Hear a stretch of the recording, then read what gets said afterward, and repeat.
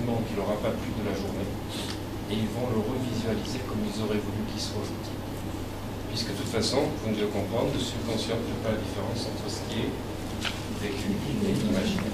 Si tu t'endors le soir en voyant ce que tu aurais voulu à la place, tu fais une réempreinte. Et pendant la nuit, ce qui va être sauvé dans le disque dur, c'est l'image que tu as mis. Donc si vous avez eu un truc nul, chiant, une engueulade, quelque chose qui vous a mis dans des émotions très négatives, reprogrammez-le en vous couchant. Revoyez la scène, voilà, et lui ce qu'il faisait faire, c'était de voir la journée au moment où on se couche jusqu'au matin, de le revoir dans l'autre sens, et de mettre ce qu'on aurait voulu à la place. Ouais. Pareil pour l'exemple d'une dispute, c'est-à-dire que tu peux avoir avec quelqu'un et tu n'aurais pas aimé que ça se passe comme ça. La nuit, tu y as pensé fort et le lendemain, tes intentions de réparer la... C'est exactement, c'est la même chose un peu, c'est ça? Tout à fait, tu vas pouvoir réparer ça. Au lieu de te disputer, tu vas voir la personne te fait un sourire, ça s'est bien passé parce que ton subconscient, il y a ce qu'on appelle, je ne peux pas le faire, je n'ai pas le temps aujourd'hui, de ce qu'on appelle les mémoires flash, les mémoires de travail, mémoire à court terme, mémoire à moyen terme. Tant que ce n'est pas transféré dans la mémoire à court terme, c'est dans la zone tampon, eh bien le subconscient, il n'a pas l'information, c'est le mental qui fait le tri. Donc autrement dit, tu lui donnes l'info en revisualisant le soir avant de t'endormir, et lui, ben, il reçoit l'info que tu lui donnes. Donc autrement dit, tu effaces totalement ce qui s'est passé dans la journée. Donc ça, c'est un outil extraordinaire. Comment? Il faut que je le fasse alors. Non, fais-toi. Si tu fais-toi, ça va changer. Tu verras, la personne va changer. Parce que je ne vous ai pas tout dit.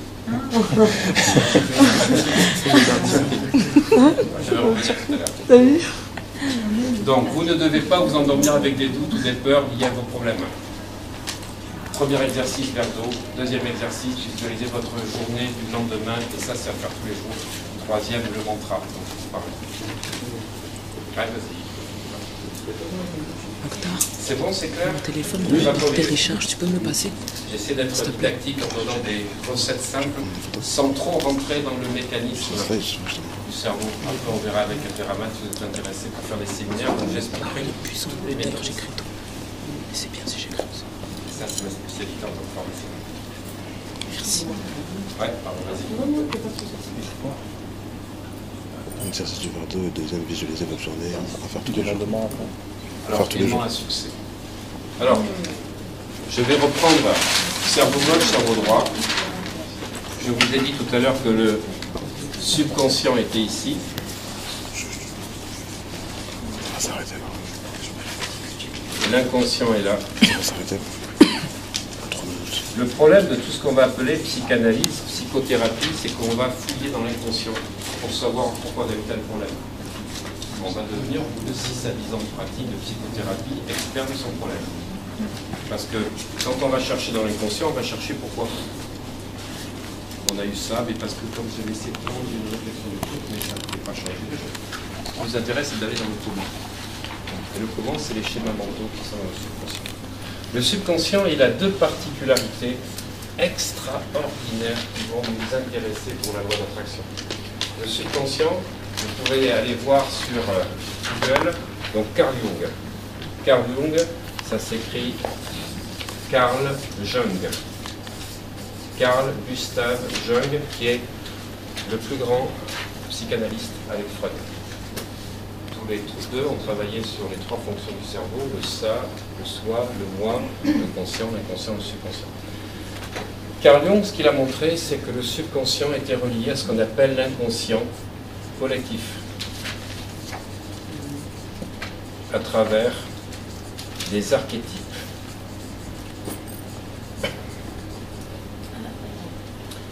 Et il a montré, donc vous tapez inconscient collectif, archétype, Carl Jung, vous verrez, vous aurez plein de choses. Et une deuxième chose qu'a trouvé Carl Jung, et ça c'est encore plus fort parce que collectif, l'inconscient collectif est relié au subconscient et en fait s'exprime à travers ce qu'on appelle les archétypes. Que ce soit les rêves, les symboles, les gens qui font appel au tarot, au viking, ce ne sont que des symboles qui rentrent en contact avec ce qui est déjà dans l'inconscient collectif. Si pour ceux qui s'intéressent à Deepak Chopra ou à la physique quantique, c'est ce qu'on appelle l'univers impliqué, c'est la même chose que l'inconscient collectif. Le plus grand patient de Carl Jung s'appelait Joseph Pauli. C'est un des pères de la physique quantique. Pendant 27 ans, ça a été le patient de Carl Jung. Ils ont travaillé ensemble. Tout ce que faisait Carl Jung, Pauli l'expliquait en physique quantique. Il y a quelque chose qui est encore plus fort, c'est qu'on parle de synchronicité. Est-ce que vous connaissez ce terme? Oui. Ouais. Oui. Quand vous pensez à quelqu'un, dans les 2 minutes qui suivent, vous appelez. Ouais. Tu es en train de dire, je voudrais acheter une Hyundai rouge. Le lendemain, tu vois une offre promotionnelle, tu vois quelqu'un qui t'en parle, un ami qui t'appelle pour dire j'ai une Hyundai. Un truc de dingue. C'est au moment où tu penses à quelque chose que ça arrive. Sauf que ça n'arrive pas assez souvent, parce qu'on est tout le temps dans le cerveau gauche. Si tu veux que ça arrive, il faut être dans le cerveau droit. Donc c'est-à-dire que dans la journée, il ne faut pas être connecté en permanence, il faut faire des pauses, il faut visualiser. Il faut prendre des grandes respirations, visualiser les choses en auto-hypnose, et plus vous allez le faire, plus vous allez attirer des synchronicités.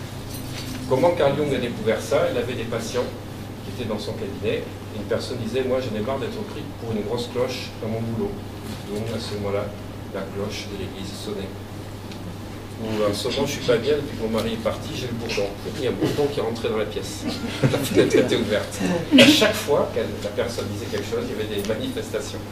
Il a fini par montrer cette théorie, donc taper sur synchronicité. Carl Jung, il explique en fait que tous les subconscients de tout le monde, les 7 milliards d'individus sont tous interconnectés. Donc quand tu vas penser à quelque chose, quand tu vas penser à avoir un référent, 3 référents, eh bien si tu restes assez connecté assez longtemps, mais avec ton cerveau droit, au lieu de te demander comment tu vas y arriver avec ton cerveau gauche, tu vas attirer les gens par synchronicité. Ils vont sentir, et je vais vous expliquer tout à l'heure comment ça fonctionne. Synchronicité, c'est ce qui explique que les subconscients sont tous interreliés. Autrement dit, c'est comme un vaste Google, et comme tu tapes un mot-clé, ben ça passe dans un cloud. Et tu vas attirer les événements, les situations, les rencontres, les personnes en lien avec ce que tu penses. Ce qu'il faut savoir, c'est qu'au niveau du cerveau, là, dans le tronc cérébral, ici au niveau de la nuque, là juste où on se fait couper les cheveux, on a un système qui s'appelle le SRA, système réticulé activateur. Parce qu'on a tellement d'informations dans la journée, par seconde, on analyse 10 puissance 32 bits d'informations. Donc le cerveau, il met plein de choses de côté. On appelle ça des omissions, des distorsions, des généralisations en PNL. Et en fait, pourquoi il fait ça, ce SRA? C'est pour se focaliser sur nos valeurs, sur ce qu'on veut ou ce qu'on ne veut pas. Donc le subconscient ne voit pas la différence entre ce qu'on ne veut pas. Chaque fois qu'on dit ne pas, pour lui, c'est quelque chose sur lequel il reste focalisé. Donc si vous ne voulez pas de dette, il ne faut jamais dire je ne veux plus de dette, je ne veux plus être dans cette situation-là, c'est qu'est-ce que je veux à la place. Parce que le fait d'y penser et de le focaliser va envoyer comme si vous tapiez un mot-clé sur Google. Et le SRA va envoyer toutes les infos. Je vous dis ça, la dernière fois j'en parlais à quelqu'un, je parle de Hyundai rouge en rigolant. Entre le repas du mardi midi et le mercredi soir, j'en ai vu 7. J'en vois jamais du Hyundai rouge. Pourquoi? Parce que comme j'ai parlé de Hyundai rouge était dans mon SRA. Et donc du coup, je ne retenais comme info que ce qui est là-dedans. Donc c'est là qu'il faut comprendre que tous les mots-clés positifs que vous allez mettre, pour ça que pensez au mantra que vous mettez le soir. Abondance, abondance, succès, succès, succès, référent, référent. C'est-à-dire que le matin, le système réticulé activateur, il a dit, bon sang, je vais me focaliser que sur ça. Diamant, diamant. Exactement. Ok? Ça va au niveau du débit? Pas trop vite? C'est clair? Voilà. Donc, comment manifester votre désir le plus profond de votre vie par la loi d'attraction?